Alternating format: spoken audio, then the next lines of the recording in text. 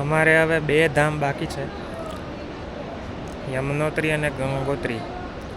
આજે અમે ગંગોત્રી માટે જવા નીકળ્યા છે, પણ આગળ લેન્ડસ્લાઇડ છે તો રસ્તો બંધ છે. કઈ ખાવા છે?